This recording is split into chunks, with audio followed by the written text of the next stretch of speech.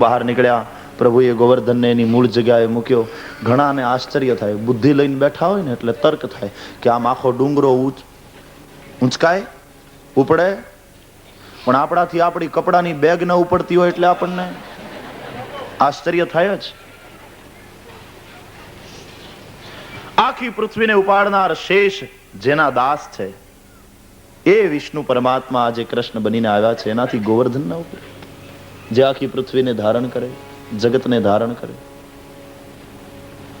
પરમાત્માએ આશ્રય આપ્યો. આનો અર્થ એ થયો કે ભગવાન તો આપણી સૌની રક્ષા કરવા માટે સાતેય દિવસ ખડે પગે ઊભા છે. કૃષ્ણ ઊભા છે, લક્ષ્મીનારાયણ ઊભા છે, સીતારામજી ઊભા છે. એ સદા ઊભા રહે છે આપણી રક્ષા કરવા માટે. પ્રભુ કહે છે કે હું સાતેય દિવસ તારી રક્ષા માટે ઊભો છું, પણ મારે શરણે તો આવ. સર્વધર્માન પરિત્યજ્ય મામેકમ શરણમ વ્રજ, અહમ ત્વામ સર્વ પાપેભ્યો મોક્ષયિષ્યામિ મા શુચ.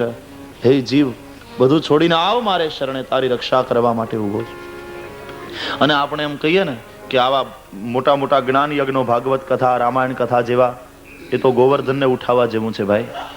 પણ આપણે એમ કહીએ કે પ્રભુનું કામ છે ને પ્રભુ પૂરું કરશે. મેન તમે તો ખાલી લાકડીના ટેકા આપ્યા, બાકી આવા મોટા કાર્યો રૂપી ગોવર્ધનને ઉઠાવ્યો છે તો પ્રભુએ એની ટચલી આંગળીઓ. એનો જો ટેકો ન હોત તો મારીને તમારી લાકડીથી આવા મોટા ડુંગરા ઊંચકી ન શકાયા હોત. અને હકીકતમાં તો ભગવાન અડધું કામ આપણું ઉઠાવી લે છે, અડધો અડધ કામ કરે છે. છતાંય હું તમે પૂછીએ કે ઈશ્વર ક્યાં છે? અડધો અડધ કામ તો એ કરે છે. ભગવાન એમ કહે કે તું ખેતર ખેડી અને તૈયાર કર, અને એમાં બીજ વાવ, એટલે વરસાદ વરસાવવાનું કામ મારું. વાવવાનું કામ તારું, તો વરસાદ વરસાવવાનું કામ મારું. વરસાદ હું વરસાવીશ, એ બીજમાંથી અંકુર હું પેદા કરીશ. પછી એના સંરક્ષણનું કામ તારું, તો છોડવાને મોટો કરવાનું કામ મારું. હું છોડવાને મોટો કરીશ, એમાં ડુંડી આપીશ, એમાં દાણા આપીશ, આટલું કામ મારું. તો પાછું લણવાનું કામ તારું.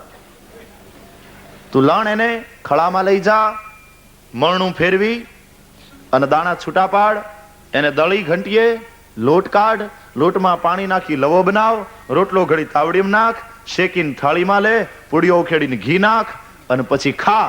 ખાવાનું કામ તારું, તો પાછું પચાવવાનું કામ મારું. પચાવીશું, પચામ્યન્નમ ચતુર્વિધમ. અડધા અડધા કામ મારીને તમારી સાથે આપણા કામ ઉપાડી લે છે. પૂરું કરવું પડતું હોત તો બરડો વાંકો વળી ગયો હોત ભાઈ કે દિવસનું. મારું ને તમારું અડધો અડધ કાર્ય તો એ કરે છે. 7 દિવસ આમ રક્ષા કરીશ. સપ્તાહના 7 દિવસ પ્રભુ જ આપણી રક્ષા કરે છે. જ્ઞાન અને ભક્તિને વધારનારી આ લીલા છે. બીજા અર્થમાં ગો એટલે ઇન્દ્રિયો પણ થાય. વર્ધન, ઇન્દ્રિયોને વધવાનું જે ક્ષેત્ર તે આ દેહ. આ દેહને કોણ ધારણ કરે છે? પરમાત્મા. એનું પોષણ કોણ કરે છે? પરમાત્મા ધારણ કરે છે, આને પોષણ કરે. એને કોણ ટકાવે છે? એને કોણ બચાવે છે? અન્ન, જળ, પ્રકાશ બધું કોણ આપે છે? કૃષ્ણ જ ગોવર્ધનને ધારણ કરે છે. ગોવર્ધનનો અર્થ દેહ પણ થાય. ગો એટલે ઇન્દ્રિયો, એને વધવાનું જે ક્ષેત્ર તે ગોવર્ધન એટલે દેહ. એને ધારણ કૃષ્ણ પરમાત્મા કરે છે. એ જો ન હોય, એની કૃપા ન હોય તો આ જીવન શક્ય નથી. આ જીવનને ટકાવનારા, ધારણ કરનારા એ પરમાત્મા છે. એને શરણે જઈએ. હું તમે સુઈ જઈએ છીએ તો એ શ્વાસોશ્વાસ ચાલતો રહે છે, હૃદયની ધડકન ચાલુ રહે છે. ધારણ કરનારો એ છે. પછી તો ઇન્દ્ર એકાંતમાં પ્રભુને શરણે આવ્યા છે. ક્ષમા માગી, આપના ઐશ્વર્યને આપ પ્રભુને હું જાણી ન શક્યો, મારા અપરાધને ક્ષમા કરો. સ્તુતિ કરી. વિશુદ્ધ સત્વમ તવ ધામ શાંતમ તપોમયમ ધ્વસ્ત રજસ્તમસ્કમ માયામયોયમ ગુણસંપ્રવાહો ન વિદ્યતે તે ગ્રહણાનુબંધ.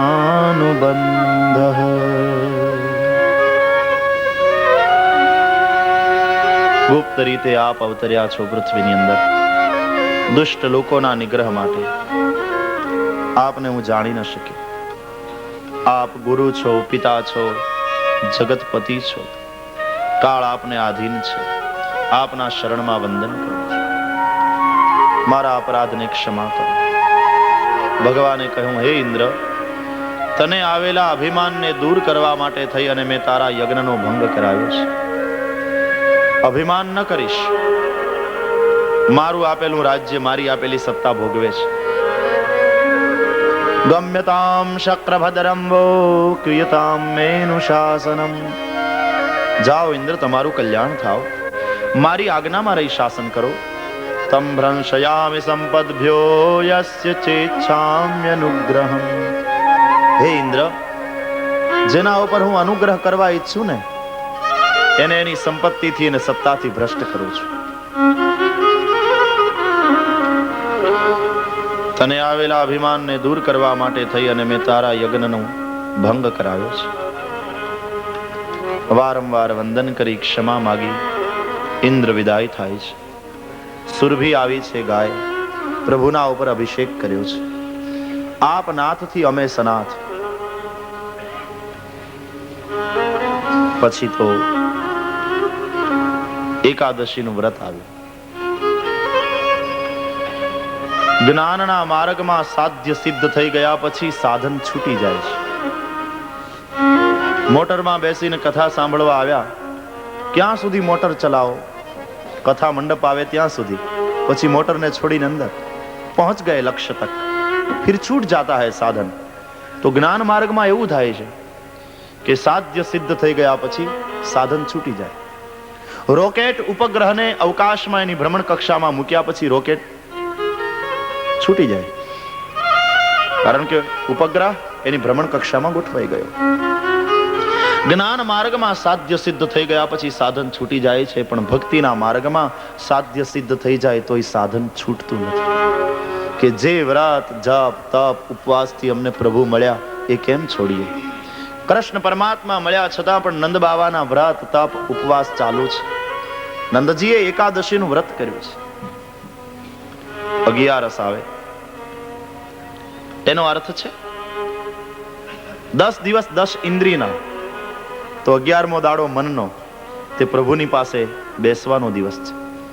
એકાદશીને દિવસે ઉપવાસ કરવાનો. ઉપ એટલે નજીક. ઉપવાસને ભૂખ્યા રહેવા સાથે કઈ સંબંધ નથી જાજો. ઉપ એટલે નજીક અને વાસ એટલે રહેવું. તે દિવસે પ્રભુની નજીક રહેવાનો દાડો છે, મનથી. પણ મન પ્રભુની નજીક તો રહેશે જો સાત્વિક હશે. ખાધા પછી બહુ પ્રમાદ આવે છે, એટલા માટે તે દિવસે ભૂખ્યું રહેવાનું, ખાવાનું. કારણ કે ઉપવાસ કરવો છે ને, નજીક રહેવું છે.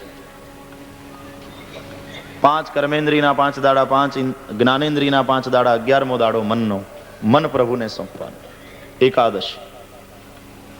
પણ સાવ ન ખાવ તો શરીરમાં શક્તિ ન રહે. શક્તિની પણ થોડી જરૂર છે, એટલે આહાર અનિવાર્ય બને છે. તો ઋષિઓએ નક્કી કર્યું કે તે દિવસે ફળોનો આહાર કરવો, ફલાહાર. એટલે શક્તિ પણ રહે અને સાત્વિકતા પણ જળવાઈ રહે. આપણે ફલાહારનું અપ્રભંશ કરીને કર્યું ફરાળ. હવે તો રાંધી રાંધીને જમાવટ. 11 એટલે જાણે દિવાળી.